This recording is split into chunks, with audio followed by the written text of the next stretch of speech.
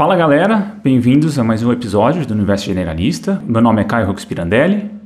Meu nome é Bruno Marcella e antes do Caio passar o currículo e a apresentação da nossa convidada, uns recadinhos importantes. Primeiro, para quem está escutando pelo Spotify, lembrar de assinar o canal para você receber as notificações. E se você está assistindo a gente pelo YouTube, não esquece de curtir, se inscrever no canal também. E a gente também está com um canal de cortes, então se você tiver interesse em acompanhar alguns cortes das nossas gravações, só tá aqui na descrição do episódio, você corre lá e assiste. É isso, Caião. Beleza, hoje a gente tem como convidada a Tabitha Hinnemeyer. Ela possui graduação em Ciências Biológicas pela Universidade Federal do Rio Grande do Sul, mestrado em Genética e Biologia Molecular também pela Universidade Federal do Rio Grande do Sul e também doutorado em Ciências pela mesma universidade, sendo parte do doutorado desenvolvido na University College London, no Reino Unido. Atualmente é professora na Universidade de São Paulo, tem experiências na área de genética, com ênfase em genética de populações humanas. Então, Tabitha, primeiramente, obrigado por aceitar nosso convite. Eu que agradeço pelo convite de participar. Muito obrigada. E, primeiramente, né, a gente sempre começa com a trajetória, né? A gente queria saber da sua trajetória até chegar a estudar genética, em especial a parte genética dos povos americanos. Bom, eu sou bióloga, né? Então eu entrei na biologia já com a ideia de trabalhar com genética, né? Voltado mais realmente para a genética humana, não necessariamente para a parte populacional. Embora eu sempre tive um interesse muito grande em história, em genética e em estatística, que são as três alicerces, na verdade, da genética de populações, né? Logo no primeiro ano de faculdade, eu ingressei no laboratório, trabalhando com um sistema imunológico, na variação genética do sistema imunológico, especificamente células T, que são as células de defesa. E o meu orientador, na ocasião, ele era muito voltado para a clínica, ele trabalhava praticamente só com doença, e como esses receptores estavam envolvidos, né, no desenvolvimento da doença e nas reações imunológicas, mas ele tinha um projeto vago com populações indígenas, especificamente essas populações Caingangue e Guarani do Rio Grande do Sul, e Santa Catarina, que são mais populações sul. Então ele me deu esse projeto, né, o que é algo um tanto raro, tu dá um projeto inteiro para um aluno de graduação. Normalmente os alunos de graduação participam como coadjuvantes num projeto de doutorado, ou mesmo projeto de orientador, e eu levei esse projeto aí pelos meus 3 anos de graduação, resultou em 2 publicações, e aí eu comecei, então, a trabalhar com genética de populações. Quando eu fui fazer o mestrado, eu vi que eu não tinha nenhum interesse em clínica, né? Eu realmente não era algo, genética clínica, que é essa que de fato trabalha com aconselhamento, eu não tinha interesse nenhum, e a genética médica eu tinha pouco interesse, eu tinha interesse desse que fosse paralelo, né, que fosse alguma questão evolutiva que acabasse gerando algum impacto nas populações, né? Então eu fui conversar com o professor Salzano, na ocasião, que era, né, ele faleceu há 2 anos, o maior geneticista de populações da América Latina, uma pessoa que iniciou os trabalhos com populações indígenas. E, evidentemente, o interesse por população indígena é porque é a população autóctone, então já a população da América é uma população pouco estudada do ponto de vista genético, por N motivos, mas, enfim, é a menos estudada, né, tanto em aspectos evolutivos quanto em aspectos clínicos ou médicos. Ele, na ocasião, então, me passou para a professora Maria Cátia Bortolini e a gente começou a trabalhar. No mestrado, eu acabei não trabalhando com populações indígenas, eu trabalhei com populações afro-brasileiras, né? E ali a gente viu que tinha uma diversidade enorme de linhagens afro no Brasil, praticamente a mesma descrita na África, que mostra esse grande tráfico que teve, né? Foram quase 5 milhões de pessoas. E no doutorado, então, eu começo a trabalhar, de fato, com populações indígenas, com interesse mais em variação morfológica, né? Tentando ver essas características que são de populações indígenas, né? Eles são mais baixos, eles têm os olhos puxados, eles têm uma pele intermediária, né? É um pouco mais escura que a dos orientais, mas não chega a ser uma pele escura. Tem muita variação dentro da América. A gente começou a trabalhar nesse sentido. E aí eu fiz um projeto amplo para olhar esses genes de morfologia, desde primatas até as populações humanas. E nisso acabou gerando um outro projeto de diversidade na América Latina, que quando eu cheguei em Londres a gente iniciou lá com o professor Andreus Linares, que é o Candela, né, que é um consórcio para análise da diversidade e evolução da América Latina, e daí envolve vários países, voltado para fenótipo, né, cor de pele, cor de olho, cabelo e ancestralidade. Mas, em paralelo, eu segui, né, com a questão indígena. Eu trabalhei muito com populações mexicanas, que são populações muito diferentes, né, das populações da América do Sul, principalmente das terras baixas da América do Sul, são populações agriculturalistas, que tiveram aí, durante a conquista, quando os espanhóis chegam lá, eles encontram cidades enormes, 200, 300 mil pessoas, um desenvolvimento tecnológico grande, agricultura bem estabelecida, e isso tudo tem uma interferência no perfil genético dessas populações, né? E aí a gente acaba vendo que algumas dessas mutações, que essas populações têm, elas foram favorecidas durante o desenvolvimento da agricultura. Basicamente, a gente encontra uma mutação que aumenta o nível de colesterol dentro da célula, de gordura disponível, o que no momento de estabelecimento da agricultura é bom, porque a gente não pode pensar na agricultura como um ganho sempre direcional, ou seja, que quando começou, tudo começou a melhorar. Isso é mentira, porque se olhar os esqueletos pré-agriculturalistas e os pré são muito mais bem nutridos que os pós-agriculturalistas, né? Porque tu tem, caçador-coletor tem muito mais variabilidade de comida, né? Diversidade, não come só amido, enquanto os agriculturalistas, eles têm uma dieta baseada normalmente em monocultura. O milho na Mesoamérica, o trigo na Ásia. Então, essas diferenças acabam levando, né, a diferença de metabolismo ou de como reagir a esse novo ambiente que é a agricultura, porque tem isso.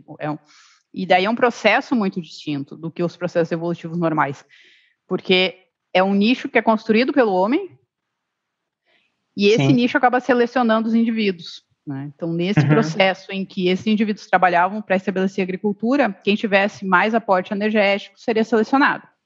Tá. Ou teria uma melhor sobrevivência, teria mais filhos. Saindo desse processo de estabelecimento da agricultura ou entrando no processo de abundância de alimentos como agora, né, essa mesma mutação que a gente encontrou nesses indivíduos mesoamericanos causa problemas da opulência, digamos, essas doenças da opulência, obesidade, pressão alta, colesterol alto. Tá, então, assim, ela foi muito importante num certo momento evolutivo, mas com as mudanças muito drásticas, isso acaba sendo maléfico hoje, né, sendo patogênico. E realmente, quando as populações médicas, eles têm uma alta frequência dessa mutação, né, no gene ABCA1. Sim. Então, eu foquei neste trabalho específico e em alguns outros trabalhos de populações brasileiras. Trabalhei muito com a população chavante, que é uma população que é morfologicamente distinta das demais, né, e também por isolamento cultural. E depois, no pós-doc, eu continuei tentando trabalhar com essas populações nativas, porque os dados são muito poucos dados, né? O que se sabe a gente publicou um primeiro trabalho genômico, né, com populações nativas em 2012, e que é até hoje o maior trabalho, né, que é um trabalho que tem populações desde a Terra do Fogo até o Alasca, mas ele não tem muitas populações das terras baixas da América do Sul, né, que é essa região gigantesca, que vai pegar o Brasil, o Chaco, a Patagônia. Então, a gente não tem. E é curioso, né, Tabita, os estudos não focarem para esse tipo de população, né, para estudar, para analisar, né, porque é um arcabouço de informação, né, para entender a história humana. Claro, então, sim, mas a gente tem que pensar que são populações extremamente protegidas, do ponto de vista ético, né, Então, além de ter isso, de ter todas as ciências necessárias, tem que pensar também que são populações isoladas. A gente não tá. É muito diferente Mesoamérica ou Andes, que a população indígena que estava lá na conquista é a população que está lá hoje, né? Mesmo que tu tenha uma população miscigenada, eles são 80% indígena, então ainda tem uma ligação muito forte, né? Os estudos mostram que, estudos genéticos mostram que quando tu olha os censos de populações do século XVI, indígenas de algumas regiões do México e a ancestralidade genética de hoje, elas se sobrepõem. Então, os impérios que estavam ali hoje, eles estão representados na população urbana. No Brasil isso não acontece, né? No Brasil, a gente teve essa extinção em massa da população da costa, que é onde se assentou o país, grande parte da população, e o que sobra, né, de populações, sobra 10%, são as populações que estão mais isoladas, no meio da Amazônia, ou esses grupos que migraram, Caingangue e Guarani, mas também são grupos de muito mais difícil acesso do que se pensa no resto da América. Certeza. Né? Com os extremos, claro, que é o Rio Grande do Sul, que não tem nenhuma população indígena, charrua, minuano, que eram as populações que estavam lá no primeiro momento, né?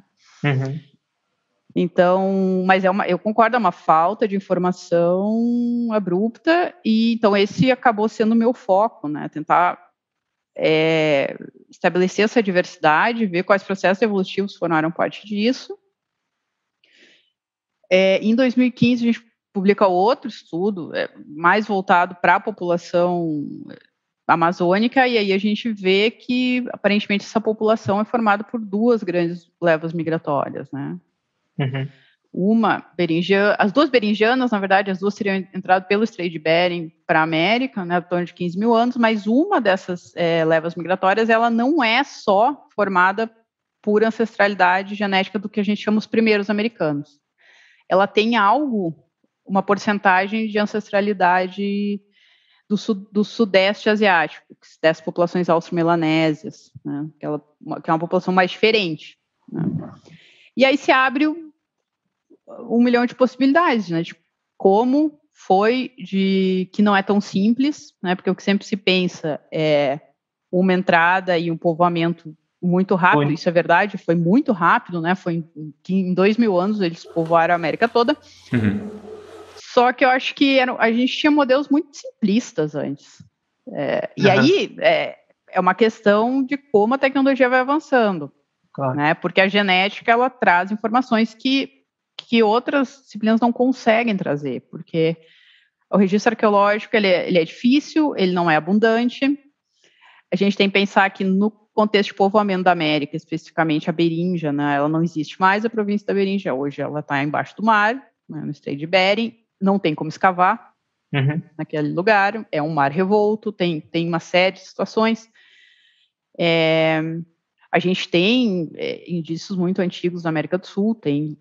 a Luzia, né? Não só a Luzia, porque a gente acho que generaliza como Luzia, mas são os povos de Lagoa Santa, que são hoje, em termos de exemplares, deve ser em torno de 70 indivíduos, é muito, né? Entre 8 e 12 mil anos, e que fazem parte dessas primeiras migrações para a América do Sul, né? E o que a gente começa a fazer, então, é olhar nas populações atuais, que elas são uma fotografia também, o DNA delas do passado, e a gente começa a olhar mais recentemente em DNA antigo, né, que aí é realmente extrair DNA desses indivíduos fósseis e tentar ver as correlações. E aí, quando a gente começa a juntar esses dados, a gente começa a ver que é um cenário bem mais complexo, né? Desde a Beríngia talvez tenha sido algo muito mais... Eles ficaram quase 10 mil anos na Beríngia antes de entrar na América por questões físicas, eles não conseguiam entrar porque tinham essas calotas polares em cima do Canadá. Mas o que a gente vê é que, provavelmente, na Beríngia já existia uma certa estruturação populacional, ou seja, existiam grupos populacionais ali, homogêneos, dentro do possível, porque a gente tem que pensar que eles entram ali sendo asiáticos e já saem sendo nativos americanos, né, porque 10 mil anos é o suficiente para uma diferenciação, mas que ali, obviamente, existiam populações e que elas entraram na América em momentos distintos, provavelmente. Claro que não com intervalos muito grandes, mas com algum intervalo. E isso começa a ficar claro quando a gente começa a olhar as populações atuais e antigas, né, da América do Sul e da América Central, que é o que mais se estuda.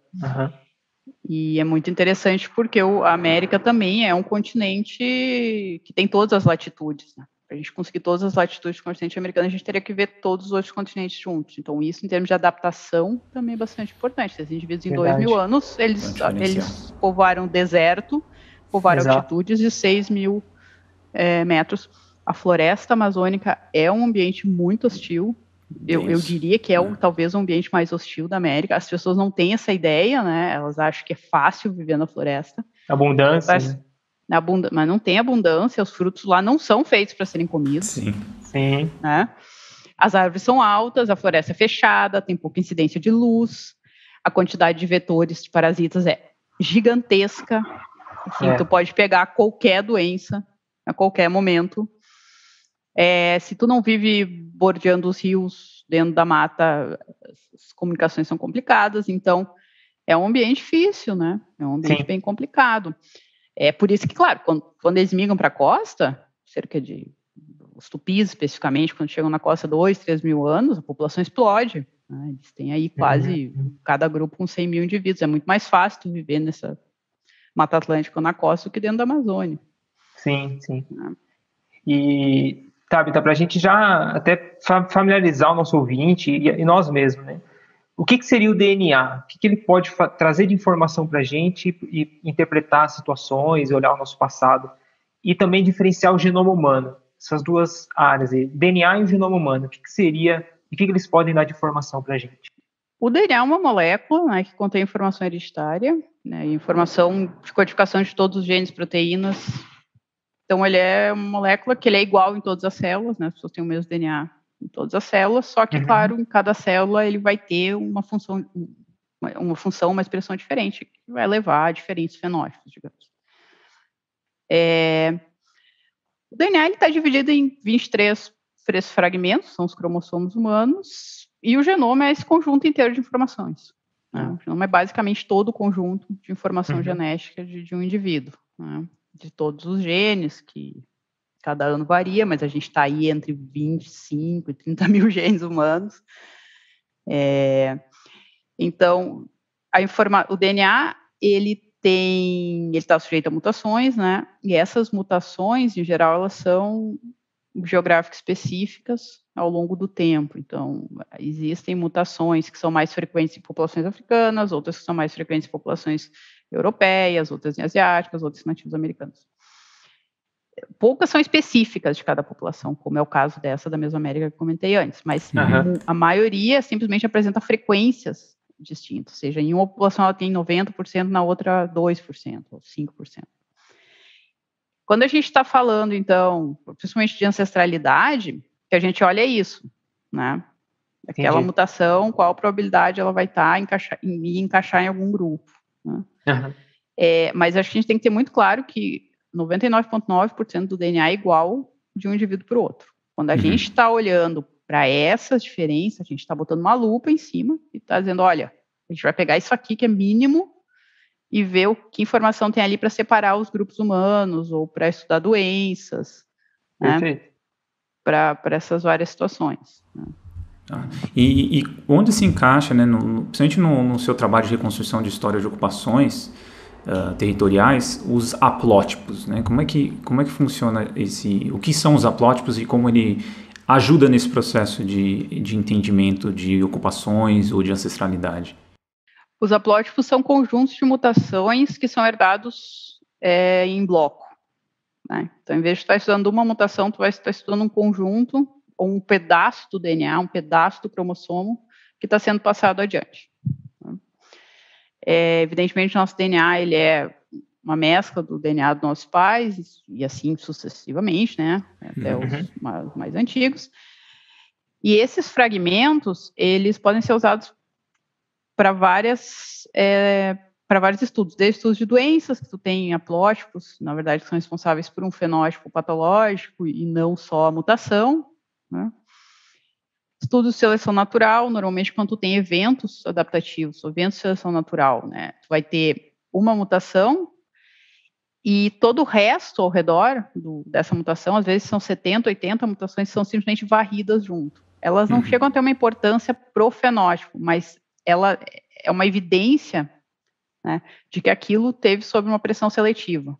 Aquele haplótipo inteiro está sendo herdado. Né. Do ponto de vista demográfico, né, a gente pode fazer várias inferências com haplótipos. Uma delas é a idade, né, da miscigenação, ou seja, quando uma população como a brasileira, que os indivíduos são miscigenados, gente pode datar quando os componentes europeus e os africanos se misturaram pela primeira vez, porque esses haplótipos, como eles vão recombinando ao longo das gerações, eles vão aumentando ou diminuindo de tamanho. E isso, então, pode ser calculado. Também, isso é muito comum em populações indígenas, né, e essas populações pequenas, como ciganos ou até quilombolas, populações que são muito endogâmicas, ou seja, tem muitos casamentos consanguíneos, tendem a ter haplótipos grandes, extensões grandes de DNA. Sim. Então, também a gente pode fazer várias inferências, desde seleção natural até tamanho populacional, idade, endogamia, né, datação de endogamia, datação de cruzamentos. Então, assim, é uma ferramenta importante, né? Então, porque tu não está só olhando a mutação, tu está olhando uma questão mais estrutural também, e que muitas vezes é muito mais robusta do que uma mutação só. Sim. E características fenotípicas entraria nesse 1%, Tabita? Sim. Nesse 1%. 0,1%. 0,1%, é. 0,1%. 0,1%. Exato.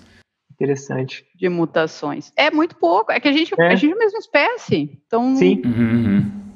Só que, claro, né, a questão da cor de pele, a gente sabe que é seleção natural, porque os indivíduos tinham que ser mais claros para conseguir absorver mais luz UV. Então, foram características importantes para a sobrevivência de alguns grupos em diferentes ambientes. É nisso que se tem que pensar. Interessante.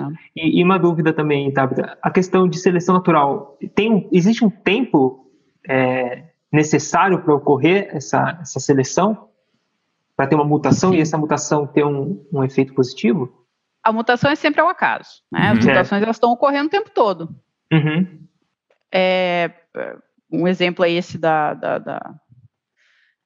do gene ABCA1 na Mesoamérica, outro é o da lactase. Essa mutação já existia, só que ela estava numa frequência muito baixa. No momento em que tu tem uma pressão sobre essa mutação, ou seja, se esse indivíduo não tiver essa característica fisiológica, ele vai ter menos chance de sobreviver ou vai ter menos descendentes, né? Então, o que acontece é que a seleção acontece quando o ambiente muda drasticamente e alguns indivíduos passam a ser mais aptos para viver naquele lugar e deixar mais descendentes. Deixando mais descendentes, essa mutação vai aumentando de frequência, né, conforme vão passando as gerações se o ambiente não se altera. Né? Então, em termos de tempo, tá? Se pensar 10 anos atrás, a maioria dos genetistas e dos biólogos evolucionistas te diria que 10 mil anos é muito pouco tempo para um evento de seleção natural. Em uma população com uma geração como a nossa, que é uma geração de 25, 30 anos. Né? Tanto que, quando a gente foi publicar esse trabalho da Mesoamérica, foi um problema, porque não tinha nenhum exemplo de seleção em nativo americano. Porque a população é muito recente, são 15 mil anos. Né? Entendi. 25. Hoje não, mas era uma questão de método e uma questão de dados. A gente não tinha dado genômico como a gente tem hoje. Olhando o genoma, né, estatisticamente, a gente consegue refinar e consegue ter muito mais certeza dos resultados. Então, eu diria, a seleção em cima da lactase são 5 mil anos, né? A pecuária surge há 5 mil anos, então é um exemplo recente de seleção natural. A domesticação do milho são 7 mil anos, do arroz também. Então, esses ligados à agricultura, principalmente, são bem fortes.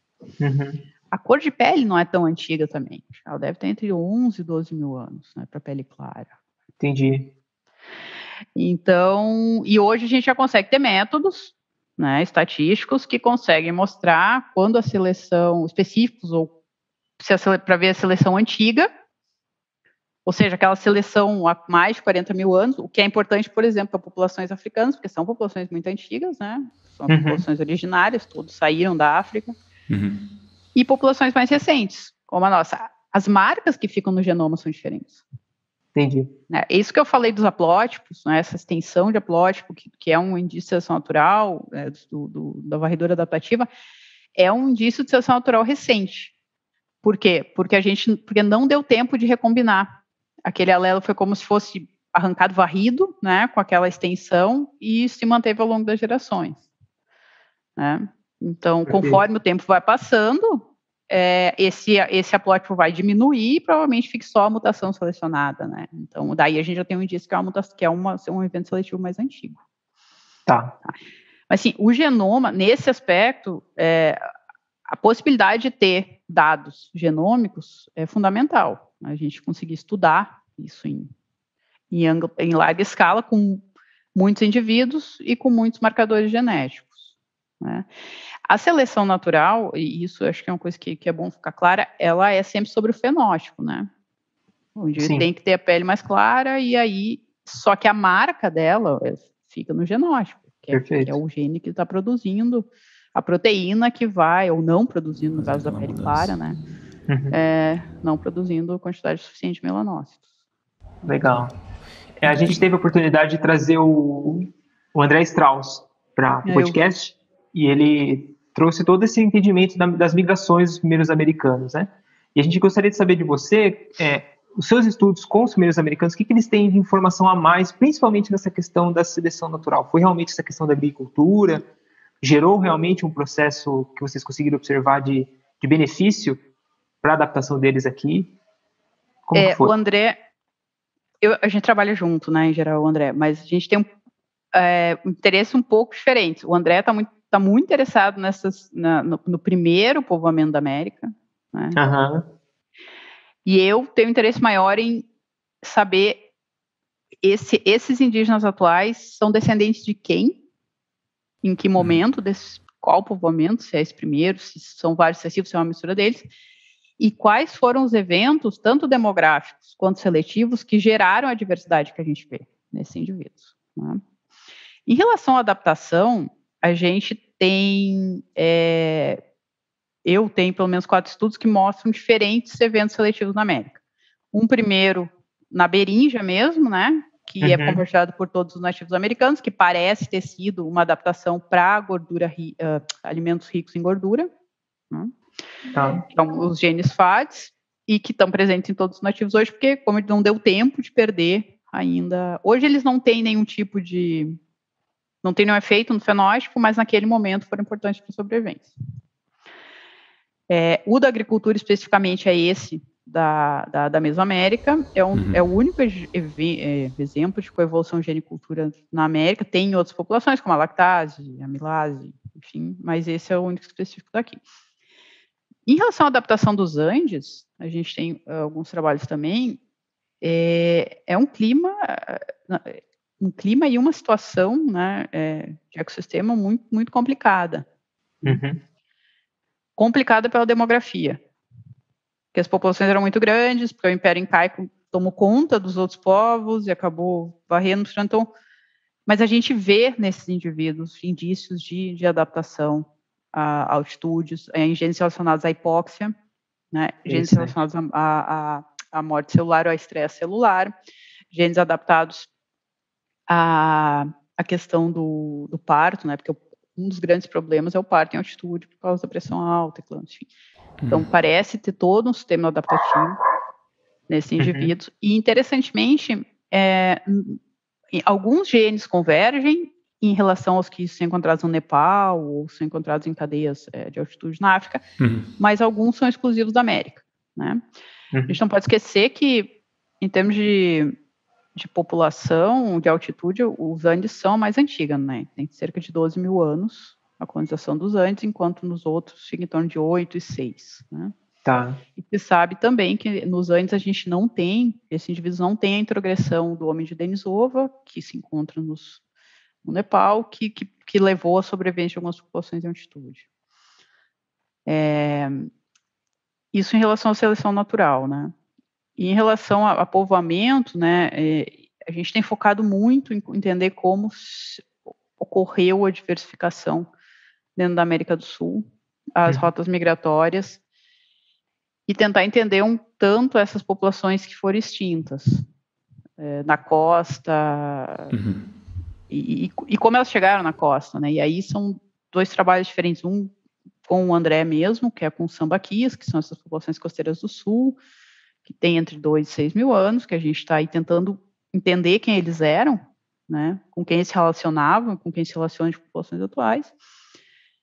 e um que a gente publicou recentemente, que é da migração tupi da Amazônia, né? Ou seja, tentar desvendar como eles saíram da Amazônia e chegaram no litoral, né? E ali se tornaram um império, né, na verdade, eram 300 mil tupis nesse momento.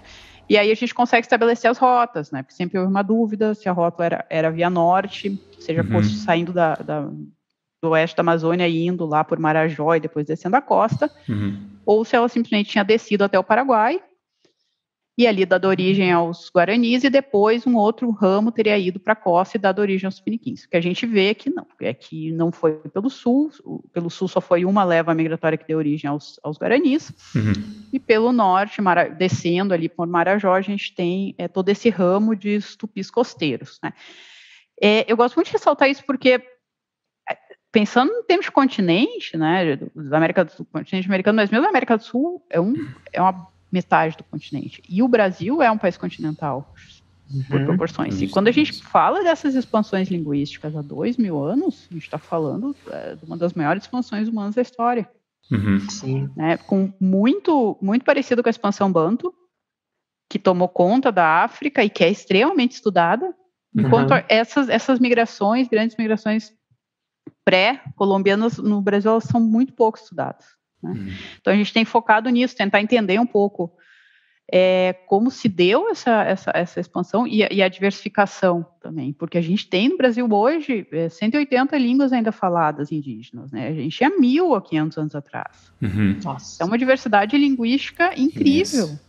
Né? E aí, diversidade linguística é um proxy para diversidade genética, né? Um indivíduo que não fala a mesma língua dificilmente vai casar ou cruzar com de outra língua. Hoje, a gente tem outro panorama. As pessoas falam mais de uma língua. Mas quando a gente está falando de 2, 3 mil anos de uma população indígena, a tendência é isolamento. O isolamento vai levar a uma diversificação, né? Então, é nisso que a gente tem focado, tentar entender. E nisso também, óbvio, né? Tentar entender os impactos da chegada dos europeus, o impacto das doenças que eles trouxeram, em como isso moldou o perfil genético das populações atuais. Eu estou com um trabalho agora para ver também a questão da Covid, né, de por que eles são tão suscetíveis. E não são só a Covid, né? Eles são a todas as doenças respiratórias. A maior causa de morte indígena, doença respiratória, gripe e várias.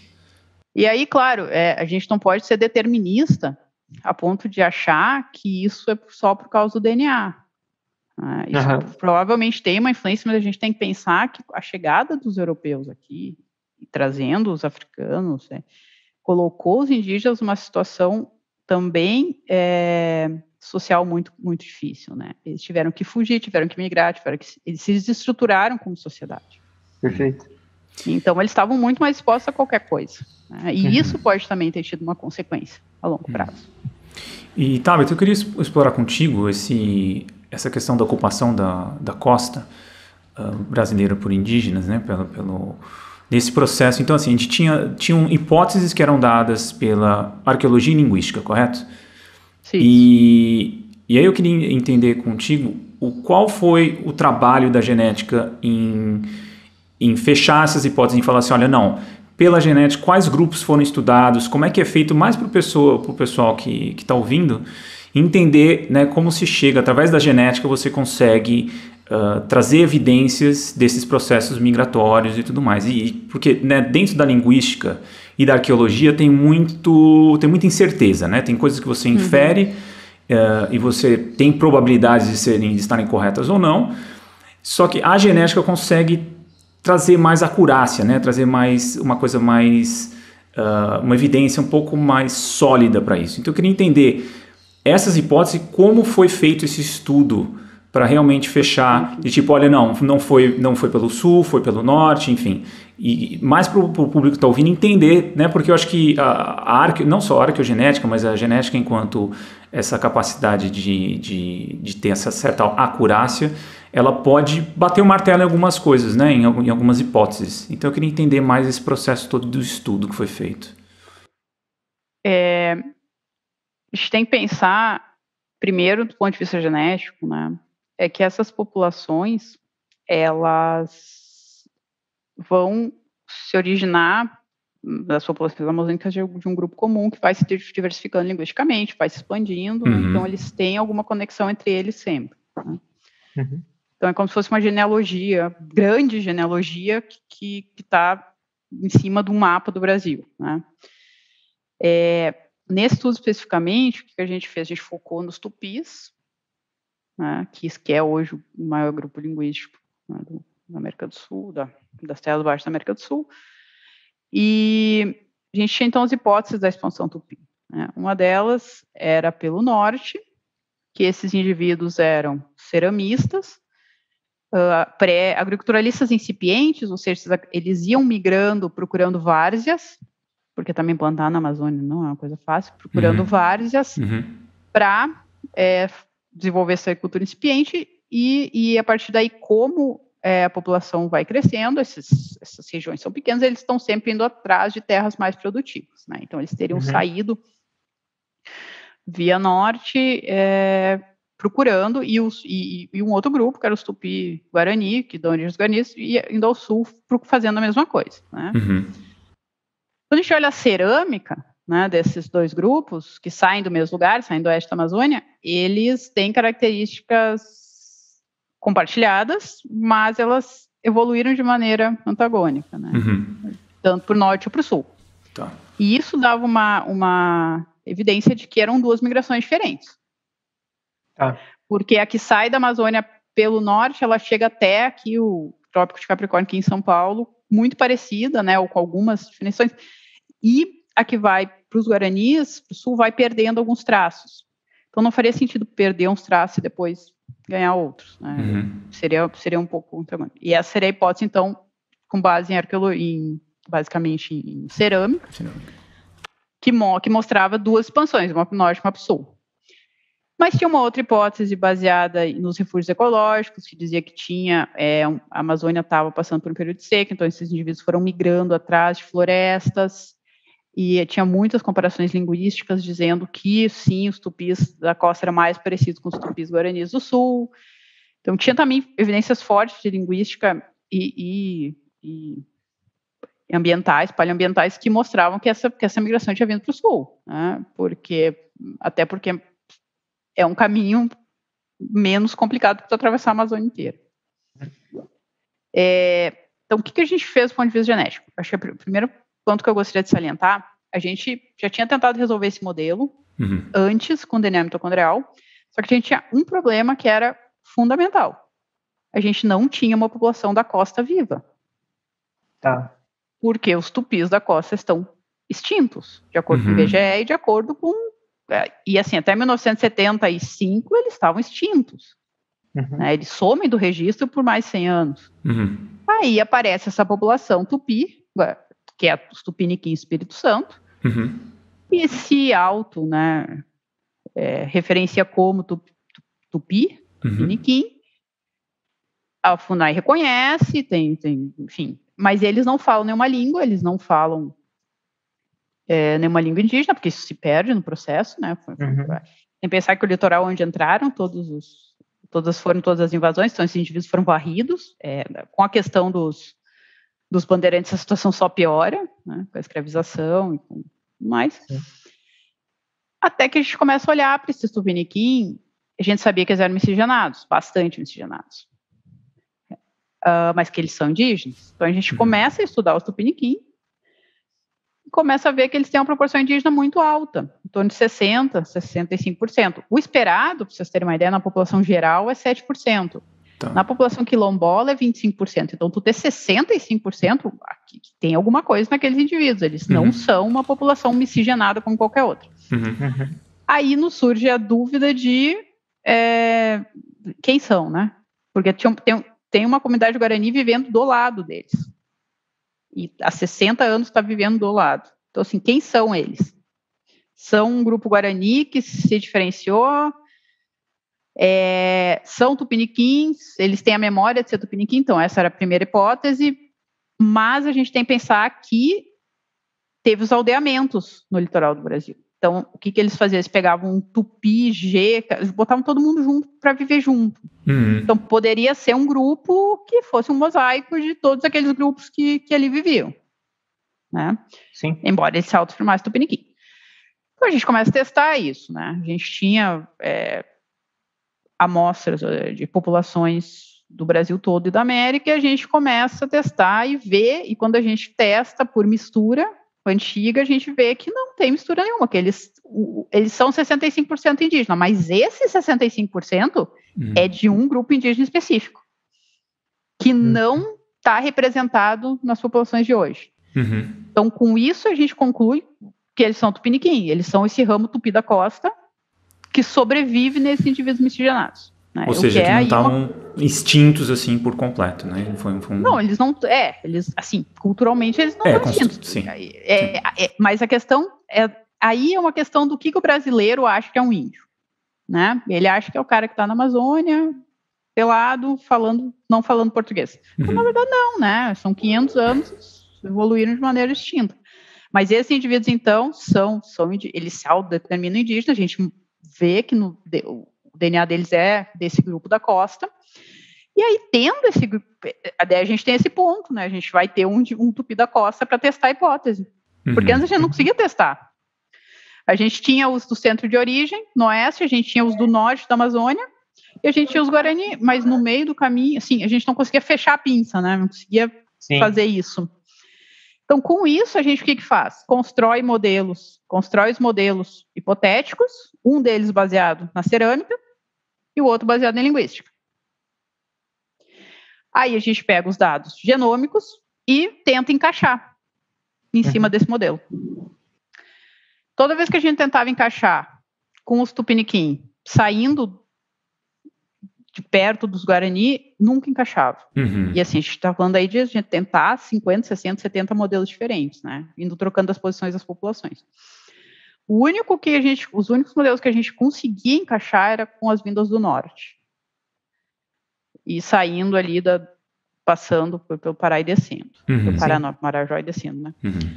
Aí a gente vê esse encaixe, a gente na verdade vê um encaixe entre o dado genético e o dado arqueológico, né? Isso é uma coisa importante. Na genética de populações, a gente não trabalha cegas. A gente trabalha cegas no primeiro momento, para ter certeza que aquele dado é real, mas os modelos, eles sempre vão ter que ter alguma informação histórica. Sim. Né? Porque tu tem idade, se tu tiver um esqueleto datado, é muito mais fácil tu trabalhar com qualquer data. Já tem uma data real, que é a datação do esqueleto, né?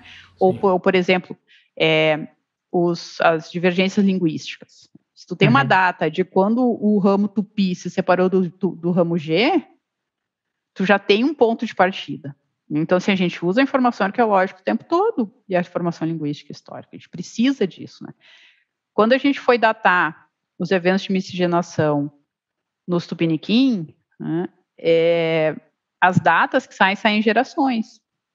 E são sem nenhum tipo de parâmetro. Ela simplesmente a gente faz a data baseada nos encontros desses haplótipos e tal. E impressionantemente, as datas que a gente encontra são justamente o ciclo do ouro, primeira grande miscigenação do ciclo do ouro, com o europeu, segunda grande miscigenação logo depois da vinda da família real, que é quando o tráfico escravagista tem um boom, e a terceira é na abolição da escravatura, com um componente italiano muito forte, né? Então, isso é interessante, porque essa população, a gente conseguiu resgatar muito da história do Brasil olhando para ela. Principalmente por onde ela está localizada num lugar que foi central para a história do país, né? Que é onde aconteceu tudo, o ciclo de cana, onde passou para o ciclo do ouro. Esses Tupiniquim, Tupinambá, também da Bahia, eram os grupos mais vulneráveis, né? E os poucos que resistiram, tanto que não resistiram, sucumbiram, né? A língua sumiu, principalmente, porque a primeira perda é sempre essa, né? Tu vai perdendo a cultura para outra dominante, e no fim tu tem essa miscigenação que uma população dificilmente desaparece, a não ser que seja por guerra, que daí morrem todos.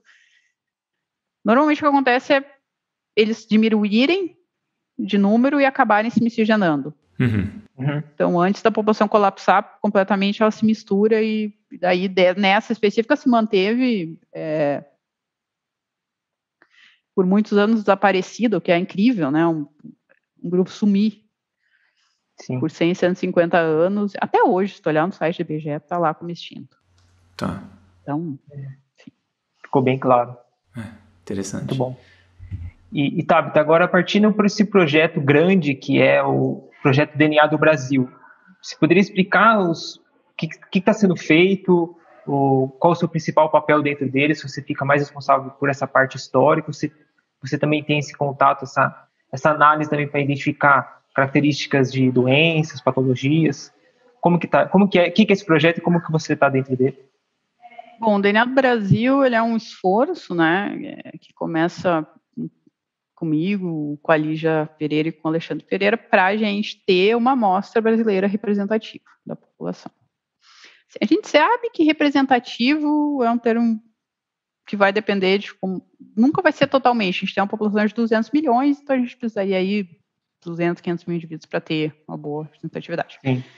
Mas o que a gente está focando é numa amostra espalhada pelo país, porque o Brasil são vários países dentro de um só, com processos migratórios muito distintos, que formam clusters, ou seja, grupos populacionais muito distintos. Né? A população do Sul é muito recente, não teve quase escravatura, tem imigração europeia muito forte. A população do Norte ainda tem um componente indígena muito importante, tem toda aquela situação das populações, do acesso, né? Acesso por rio, não é tão fácil.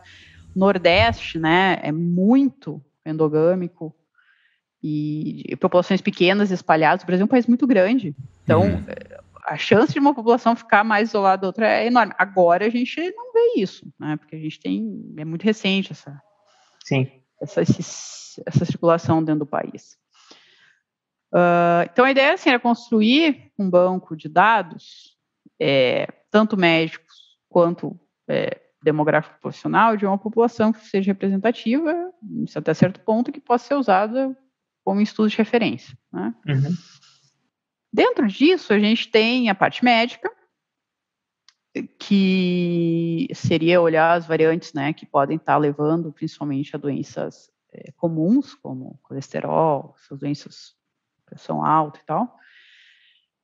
E a parte demográfica, que é ver toda essa história de povoamento, quem é o brasileiro e quais linhagens estão aí que a gente pode resgatar, né? Isso, eu não consigo fechar isso totalmente como sendo histórico ou antropológico, porque muitas dessas variantes que vão estar em alta frequência na população brasileira devem ter vindo de população indígena africana e vão ter um impacto na saúde. Tá. Então, é uma coisa... Chega a ser um médico populacional, né?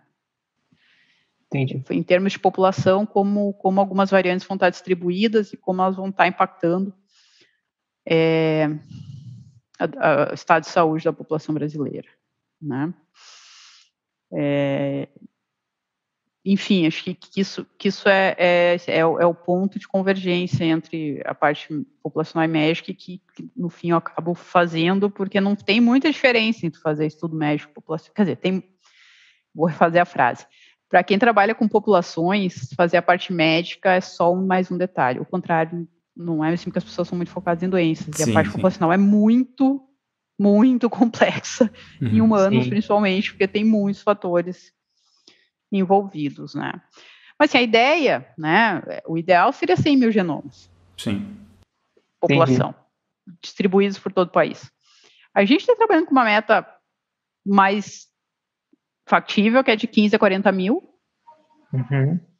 dos quais a gente já tem 4 mil em andamento, 5 mil em andamento, 2 mil e pouco prontos já para análise. Então, assim,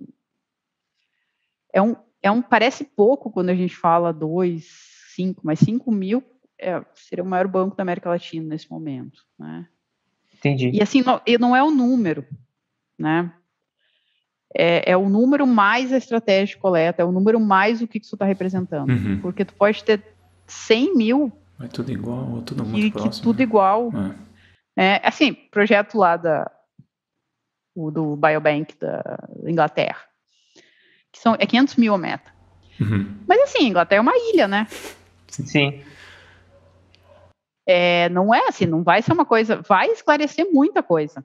De origem europeia comum, vai esclarecer. Mas a chance de tu ter muita diversidade ali É baixo. É bem baixo. É baixa, né? Então aqui não, né? Aqui a história do Brasil é uma história muito complexa. Desde o pré-colombiano, de que não está nada claro ainda, que é o que a gente está tentando ver, de se pensar em 1.000 línguas aqui faladas, a gente já tem uma ideia da quantidade de populações que tinha. Exato. Uhum. Deve ter tido em torno de 5 milhões de indivíduos, por aí.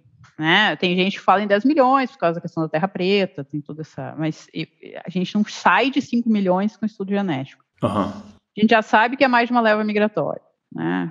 A Luzia é um pouco diferente do resto. Ela é nativa americana, a Luzia, mas ela é um pouquinho diferente dos nativos atuais, do ponto de vista genético.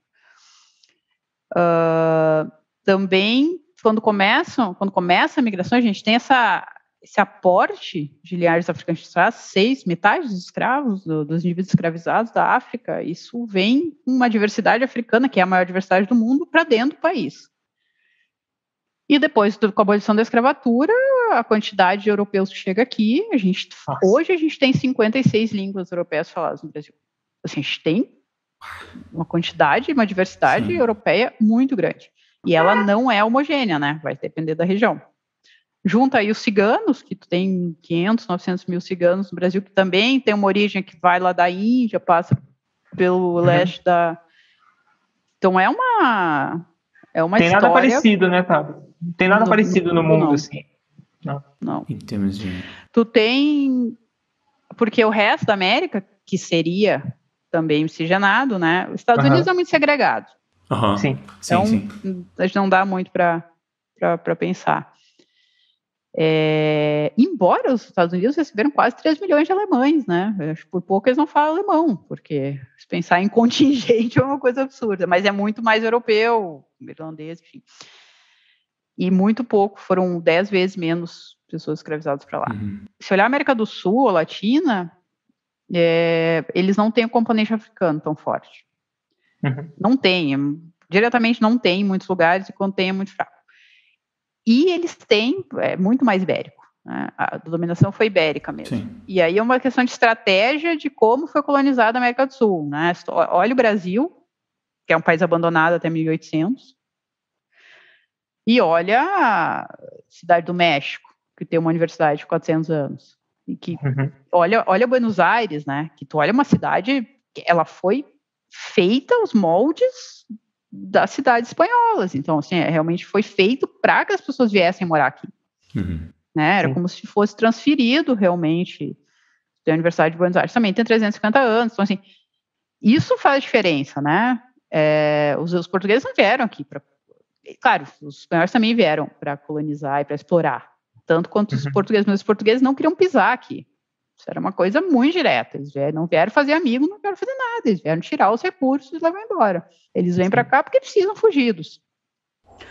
E o grande percentual de europeus que chega depois, com a abolição ali, mais ou menos na abolição da escravatura, com a política de branqueamento, com a política de substituição de escravos. E são muito mais italianos, alemães, daí vem um contingente português também, né? E depois vem esses 300 mil japoneses, então é muito diferente. A gente tem que pensar, é um país muito diferente. Né?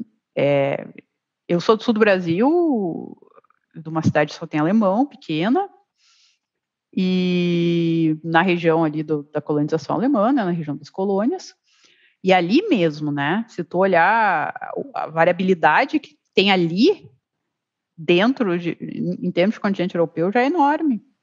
Porque vai ter alemão de vários lados, vai ter os russos, vai ter...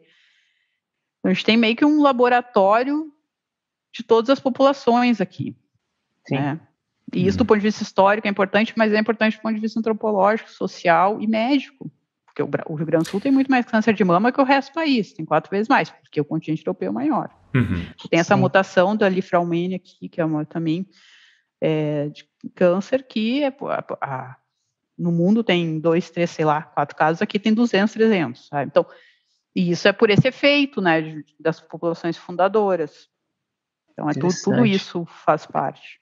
Não tem muito como tu desvincular uma coisa da outra, se tu pensar que cada população tem o seu processo evolutivo, e esse processo evolutivo levou a selecionar ou a manter alguma diversidade genética que naquele ambiente era bom, mas que a longo prazo a gente não sabe o que pode acontecer, né? pensar que todas essas pessoas vieram parar aqui em algum momento, tudo isso vai impactar na saúde, né? Sim. Sim, E tem a dinâmica populacional, mesmo atual, ainda não é tão, né? Quando a gente imagina, e às vezes olhando o passado, né? E até se a gente analisar o presente em termos de dinâmicas populacionais, eu acho que existem comunidades ainda muito isoladas aqui no Brasil, né? Você tem a comunidade japonesa aí no meio rural, você tem, né, comunidades alemãs também no sul, mas que estão há muito tempo, inclusive que falam, né, cujo o português é meio que secundário às vezes, né? Então você tem dinâmicas que hoje são complexas e imagina com 1000 línguas lá atrás, né? A dinâmica populacional, como é que é muito difícil, né? Você não... Porque quando se fala de população nativa também, tem sempre... Eu, pelo menos antigamente, tinha essa noção de que veio, ocupou, ficou. Né? E não é uma dinâmica de substituição e de... Né? Talvez, que nem você falou no início, né, Tabita? Quando você chega mais em regiões mais inóspitas, vamos dizer assim, né? Andes e tudo mais, você tende a ter uma população muito com dinâmicas de substituição muito mais difícil, né? Mas quando você está falando de regiões da Amazônia, ou sei lá, que tem essa diversidade linguística, você está falando de uma dinâmica de troca entre culturas que é muito caótica, assim. Se hoje a gente já tem isso, imagina na época, né? Mas é engraçado que realmente era uma ideia de que antes era tudo estático, né? Que era passada. Mas hoje a gente vê essas trilhas indígenas, né? O caminho do Peabiru, que sai aqui e vai até os Andes, as ligações entre as populações amazônicas. Verdade. Eles tinham rotas muito bem estabelecidas, né? Tanto que quando os colonizadores chegam, eles usam essas pessoas para guiar ele. Bom, os bandeirantes, o que eles fizeram foi isso. Foi usar as trilhas indígenas, se aproximar. A maioria nem falava português, né? Os bandeirantes falavam a língua geral. E usar, escravizar e tentar achar as minas de ouro ou o que fosse de interesse. Né? Mas era uma população muito dinâmica, era uma população muito grande. 5 milhões é bastante. Olha, 5 milhões em 500 anos é bastante gente. Sem dúvida. Se vocês pensarem que Portugal hoje tem 10 milhões... Nossa. Né? Eu acho que é muito. E isso é um ponto que é importante, que tu mencionaste, que o Brasil ele é multiétnico, né? Então ele não vai ter, não é só miscigenado, tem populações recentes, como japonês, alemão, que são isoladas ainda, falam alemão, falam japonês, e tem os indígenas, que também são uma etnia isolada. A maioria dos indígenas, em geral, não são miscigenados, então falam outra língua, o português é uma língua secundária. Então, assim, é um país bem distinto do ponto de vista.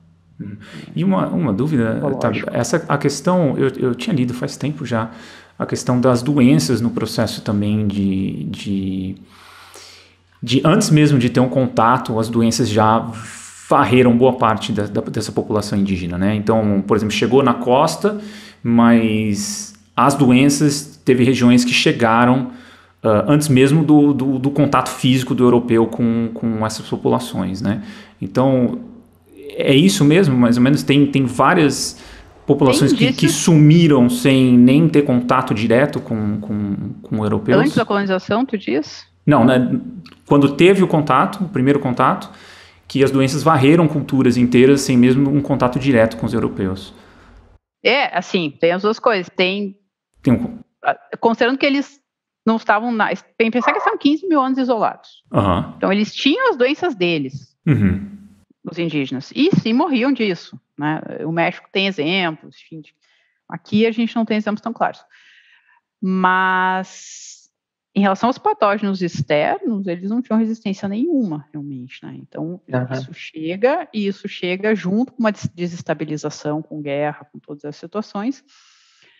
E sim, teve epidemias que bastou um indivíduo chegar perto que, né, morrem aí, no século XVI morrem, sei lá, centenas de varíola, de qualquer coisa dessa na Bahia. E depois tem proposital, né? Sim.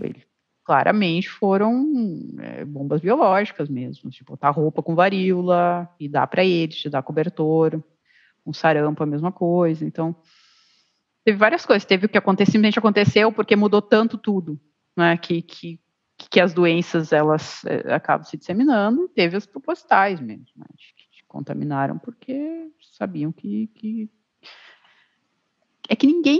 eles não queriam fazer amigo, vocês não conseguiam fazer uma aliança, se eles não conseguiam fazer uma aliança com os indígenas e tirar alguma coisa deles, eles iam tentar destruir outra população, né? Sim. Isso é uma realidade humana, né, em termos de história populacional. E quando tu tem uma cultura que tem um cavalo, uma arma de fogo, um barco, é difícil tu controlar esse tipo de situação. Faz muita diferença, né?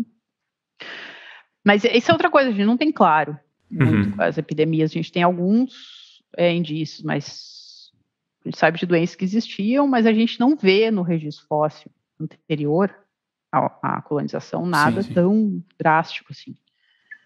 Tu tem uma população inteira que morreu, né? Os goitacás morreram todos de varíola, por exemplo. Isso é algo que vem com colonização. E a gente não precisa pensar assim, era muito denso de português. Não era denso. Basta ter um descendo do barco infectado e acabou. Foi a população, considerando que bom, mais ou menos o que aconteceu no Covid, né? A gente o sistema imunológico não sabia o que era esse vírus.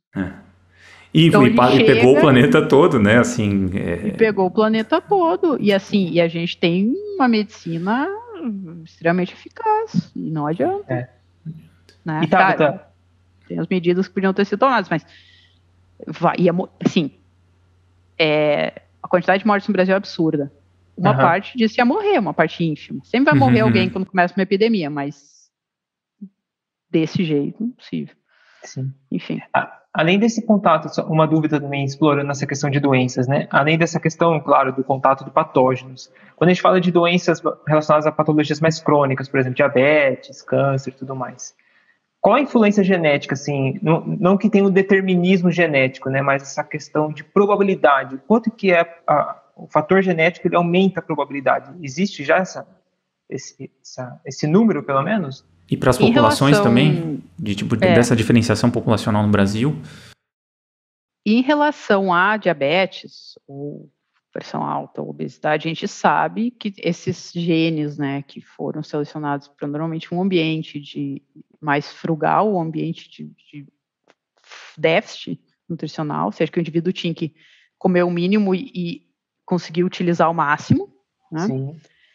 Num momento de mudança, em que começa a ter muita abundância, essas pessoas vão estar, obviamente, vulneráveis e vão acabar desenvolvendo esse tipo de fenótipo, né, patológico. Então, assim, é uma consequência, né, também, dos hábitos culturais, nutricionais que vão mudando. Câncer é complicado, porque câncer é uma série de doenças, né, de grande aplicação celular, mas o que a gente vê, na verdade, não é diretamente o desenvolvimento do câncer, mas o que sim a gente vê a diferença populacional em relação à eficácia do tratamento, né, dele ser mais tóxico em algumas populações e menos tóxico em outras. E isso pode ser definitivo, né? Às vezes tu vai tratar a pessoa e o tratamento é pior do que, às vezes, a doença, ou vai agir mais rápido para intoxicar essa pessoa.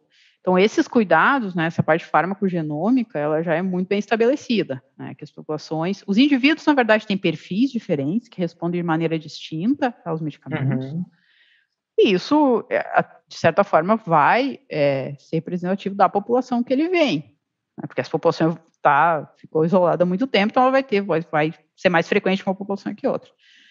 Isso é bem importante, né, e para mim, né, nesse boom de genômica, é uma das características mais importantes disso, porque a gente começa a pensar numa medicina que está vendo o indivíduo e que ela vai acabar, se as medicações começarem a ser ajustadas ao metabolismo dessas pessoas, vai ser muito menos oneroso o sistema de saúde. Porque tu vai ter menos reação adversa, tu vai ter menos problemas, os tratamentos vão poder ser mais rápidos. Então, isso é importante. Sim. Né?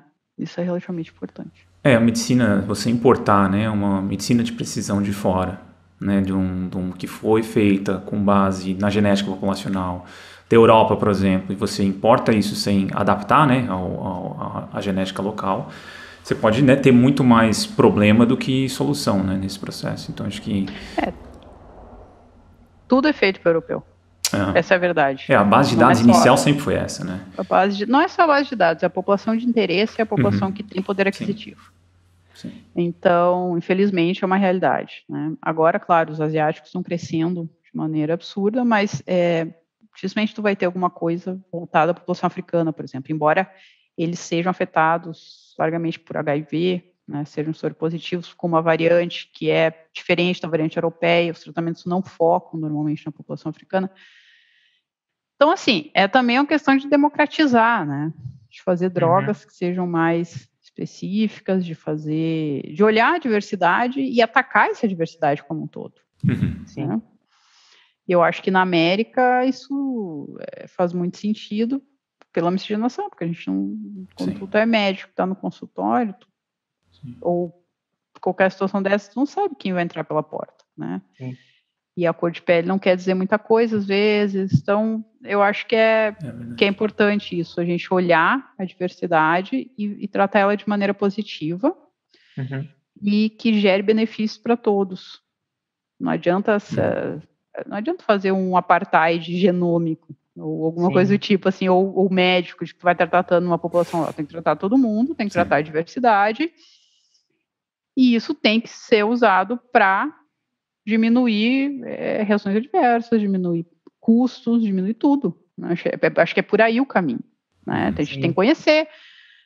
Chega de ficar olhando todos como se fossem iguais, todos como se fossem um modelo eurocêntrico. Né? Acho que tem que ser uma coisa mais generalizada. Então, uma última pergunta seria sobre a comunicação entre banco de dados. Assim, como é que é o acesso para vocês, por exemplo, nesse universo científico, de acesso a dados genéticos de outras populações para fazer esse cruzamento? É um banco de dados compartilhado entre cientistas? Como é que funciona isso? Ou até mesmo o trabalho de vocês, esse banco de dados vai estar disponível para as empresas também poderem... Hoje a gente está nesse boom também desses que vem um cotonete, você faz a coleta e faz a análise do seu DNA e genealogia e tudo mais. Esses dados, eles se comunicam por onde? Assim? Os dados seus se comunicam com um dado internacional? Eles vão estar nessa base de dados que essas empresas usam também? Como é que funciona isso? Existem bancos públicos, como o Mil Genomas, por exemplo, e como alguns outros do HGDP, que assim, são bancos que os genomas estão lá, tá? E aí vocês podem ter acesso tanto ao genoma, mesmo a sequência de DNA, como às frequências das mutações em cada população, enfim. Esses bancos são normalmente, só não tem informação médica, só vai ter informação do DNA mesmo. E não são muitos que tem aí nessa disponibilidade.